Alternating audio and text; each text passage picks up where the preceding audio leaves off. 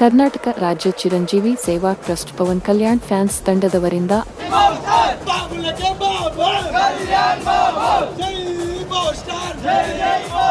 ಆಂಧ್ರ ಉಪಮುಖ್ಯಮಂತ್ರಿಯಾದ ಕೂನಿದೆಲ ಕೆ ಪವನ್ ಕಲ್ಯಾಣ್ ರವರ ಜನ್ಮ ದಿನೋತ್ಸವವನ್ನು ವಿಜೃಂಭಣೆಯಿಂದ ಆಚರಿಸಲಾಯಿತು. ಆನೇಕಲ್ ತಾಲೂಕು ಗೌರವಾಧ್ಯಕ್ಷರಾದ ಜಿವಿ ರೆಡ್ಡಿ, ಅಧ್ಯಕ್ಷರಾದ ಟಿಎಸ್ ಮುನಿರಾಜು, ಪ್ರಧಾನ ಕಾರ್ಯದರ್ಶಿಗಳು ಎನ್ ವೆಂಕಟೇಶ್, ಉಪಾಧ್ಯಕ್ಷರಾದ ರಾಮು, ಕೆರೆ ಮಂಜುನಾಥ್ ಹಾಗೂ ಪದಾಧಿಕಾರಿಗಳು ಭಾಗವಹಿಸಿದ್ದರು.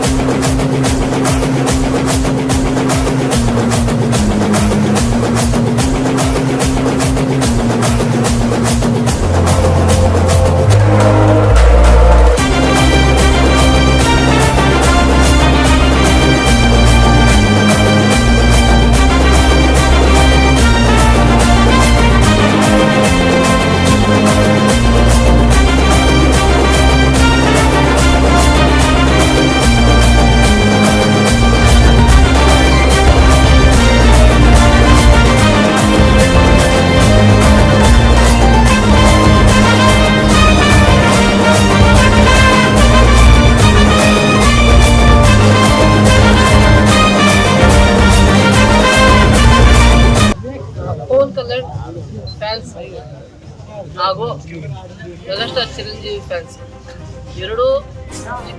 ಇಬ್ಬರು ಅಭಿಮಾನಿಗಳ ಪ್ರತಿ ವರ್ಷ ಪವನ್ ಕಲ್ಯಾಣ್ ಬರ್ತ್ಡೇ ಮಾಡ್ತಾ ಇದ್ದೀವಿ. ಇದೇ ಪ್ಲೇಸಲ್ಲಿ 3 ವರ್ಷದಿಂದ ಸತತವಾಗಿ ಕಾರ್ಯಕ್ರಮವನ್ನು ನಡೆಸ್ಕೊಂಡು ಬರ್ತಾ ಇದ್ದೀರಿ. ಈ ಸಲ